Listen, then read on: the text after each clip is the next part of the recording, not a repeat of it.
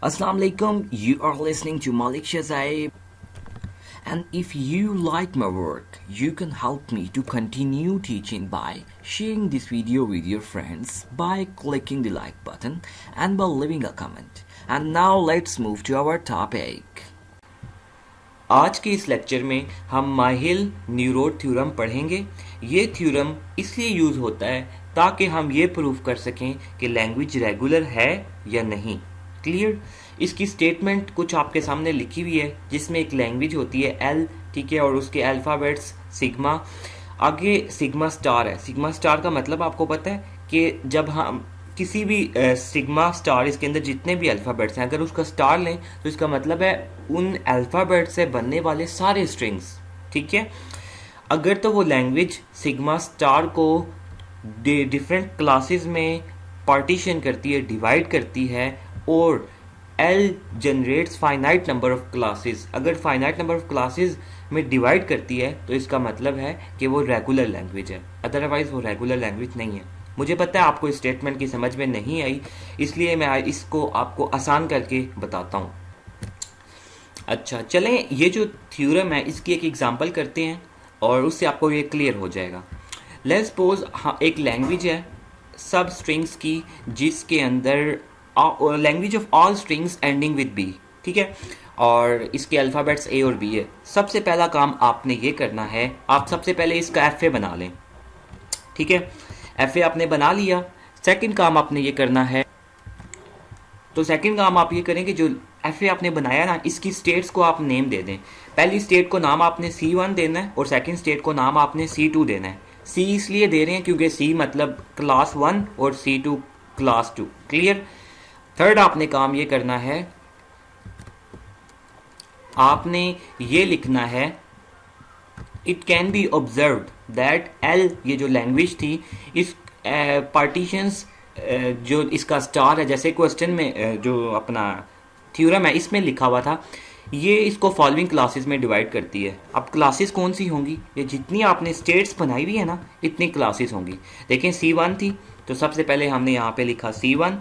अब देखिए C1 के ऊपर कौन से स्ट्रिंग्स बनते हैं। देखिए आपने यहाँ पे देखना यह है कि C1 के ऊपर कौन से अल्फ़ाबेट्स आ रहे हैं दूसरी स्टेट से। तो देखें, एक तो C1 के ऊपर इसी स्टेट से आ रहा है अल्फ़ाबेट, ठीक है, तो इसका मतलब है ये कौन से स्ट्रिंग्स जनरेट करता है, जो कि ए से एंड होते हैं, ठीक। और इसके ऊपर दूसरा एरो ये आ रहा है, ये कौन से स्ट्रिंग्स इसके ऊपर एंड हो रहे हैं, मतलब आ रहा है, तो ये भी ए से हो रहा है। तो इसका मतलब हम ये लिख सकते हैं ना कि C1 के ऊपर कौन से जो उनसे स्ट्रिंग्स जनरेट होते हैं जो कि ए से एंड होते हैं। तो देखिए मैंने लिख दिया set of all strings ending in a, ठीक है, ये C1 के लिए हो गया। फिर इसी तरह C2 के लिए करते हैं। C2 पे देखें कौन से स्ट्रिंग्स आते हैं, तो देखें सबसे पहले एक तो B आ रहा है और सेकंड ये वाला एरो है, ये भी है, तो इसके लिए भी हम लिख सकते हैं set of all strings not ending in B. Sorry, ये थोड़ा सा गलत हो गया, मैं यहाँ पे इसको नॉट काट देता हूँ क्योंकि ये लिखा हुआ है बी पे एंड हो रहे हैं ना, तो हम लिखेंगे set of all strings ending in B, ठीक है ना। तो ये दो आपने क्लासेस बना ली हैं। उसके बाद ये जो थ्योरम है वो ये कहता है कि ये जो क्लासेस है ना, अगर तो ये फाइनाइट बने, फाइनाइट का मतलब है अगर इन क्लासेस को हम काउंट कर सकें, तो इसका मतलब है ये लैंग्वेज जो सी है वो रेगुलर है। तो देखें कितनी क्लासेस हैं, 1 और 2 क्लासेस काउंट हो सकती हैं ना। तो जब क्लासेस काउंट हो सकती हैं तो सिंपल आप ये लिखते हैं, since these are finite classes so L is regular language. ये आपने प्रूव कर दी है, यही आपका जो थ्योरम था वो कहता है। लेकिन बुक्स में जो इसको सॉल्व करने का तरीका है वो थोड़ा सा डिफरेंट है, आपने ऐसे नहीं करना, ठीक है। आपने इसको ये जो मैंने आपको समझाने के लिए ऐसे किया, इस तरह सॉल्व करने में आसानी होगी और इस तरह बहुत आसान है। अदरवाइज़ दूसरा जो मेथड है वो थोड़ा सा मुश्किल है। आपने क्या करना है, सबसे पहले इस तरीके से ना पेपर में अगर क्वेश्चन आता है तो उसको सॉल्व करना है। बनाएं आप बेशक पहले एफ ए, सो बनाएं पहले बेशक आप एफ ए, ठीक है, एफ ए बना के इसको इस तरह करके लिख लें, ठीक है। और लेकिन जो पेपर में रिप्रेजेंट करेंगे वो आपने इस तरह करना है, पहले आपने ये लिखना है, ठीक है, और फिर आपने ये लिखना है, ताकि एग्जामिनर को या चेक करने वाले को लगे कि आपने पहले क्लासेस बनाई हैं और उसके बाद, वरना इस तरह करके आप सोचते हैं, इस तरह भी हो सकता है लेकिन इस तरह मुश्किल है। इस तरह आप सोचें all strings ending with B, तो कौन कौन सी क्लासेस बन सकती हैं, वो सोचने के बजाय एक आसान तरीका है, वो ये है कि आप इसका एफ ए बना लें, ठीक है। एफ ए बनाने के बाद जितनी क्लासेस बनती हैं तो एफ ए से आप देख लें और उस तरह आपको पता चल जाएगा, एकदम से क्वेश्चन सॉल्व हो जाएगा। उस तरह आप सोचते रहेंगे और हो सकता है कि एक क्लास मिस हो जाए जिससे आपके मार्क्स कट सकते हैं, इस तरह फुल मार्क्स आएंगे। क्लियर?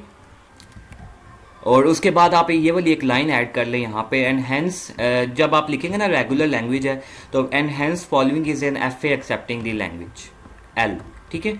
तो जैसा कि रेगुलर लैंग्वेज भी वही होती है जिसका आप रेगुलर एक्सप्रेशन बना सकते हैं, जिसको एफ ए से रिप्रेजेंट कर सकते हैं। तो जब आपने उसका एफ ए बना दिया तो इसका मतलब है ये रेगुलर लैंग्वेज है। क्लियर?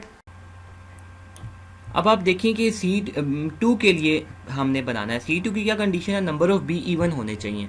तो मेरे पास दो स्टेट्स हैं जिनको मैंने नाम नहीं दिया, अगर तो मैं इसको जोन सा है C2 बनाता हूँ, ठीक है, तो नंबर ऑफ बी जोन से हैं वो इवन होने चाहिए। ओके, यहाँ से अगर मैं इसके ऊपर एरो लेके आता हूँ और इसके ऊपर बी लिखता हूँ तो कितने बी एक्सेप्ट होंगे, वन बी तो एक्सेप्ट नहीं हो सकता क्योंकि वो ऑड है। हमें जोन सा है कम से कम 2, 4, 6 इस तरह इवन के सीक्वेंस के हमें बी चाहिए। तो जिस तरह हमें इवन जनरेट करना होता है, जिस तरह हमने ए यहाँ पे जनरेट किए थे इवन, इस तरह हमें बी भी जनरेट करने पड़ेंगे। तो हमने क्या किया कि इस स्टेट से इस स्टेट पर एक एरो बनाया, वापस इस स्टेट पे। तो देखें इस स्टेट पे जब भी हम वापस आते हैं तो इवन नंबर ऑफ बीज जनरेट हो रहे हैं। तो उसके बाद सेकंड कंडीशन क्या है कि नंबर ऑफ ए ऑड होने चाहिए। तो बी तो इवन कर लिए हैं, अब बी ए को ऑड करने के लिए हमें क्या, तब स्ट्रिंग भी एक्सेप्ट हो जाना चाहिए। ओके, तो ये बी यहाँ से इवन हो गए। यहाँ से हम क्या करते हैं, यहाँ पे लेके आते हैं एक एरो, जैसा कि ये हमने यहाँ पर बना दिया। अब आप देख सकते हैं कि ये C2 से अगर हमें इवन चाहिए बी तो यहाँ से इवन ले लेंगे, ठीक है, और उसके बाद जितने ए चाहिए वो यहाँ से हम ले लेंगे। फिर अगर बी चाहिए तो फिर हम यहाँ से बी रीड करके कर लेंगे, और लास्ट में फिर जब ए चाहिए तो वो यूं करके होगा। इस तरह बी इवन जनरेट हो रहे हैं और ए जो उनसे हैं वो ऑड जनरेट हो रहे हैं। ये C2 भी हो गया। उसके बाद C4 तो पहले ही बना हुआ एक स्टेट रह गई है, इसको जो सा है C3 का नाम दे देंगे। और अब देखते हैं कि जो C3 की कंडीशन थी ए ऑड होने चाहिए। ओके, ये C3 था, यहाँ से ए रीड किया, एक ए है, फिर दूसरा ए है, तीसरा ए है, ठीक, और उसके बाद बी रीड किया। तो कितने नंबर ऑफ एज थे, ऑड। वेरी गुड, यही हमारी कंडीशन थी।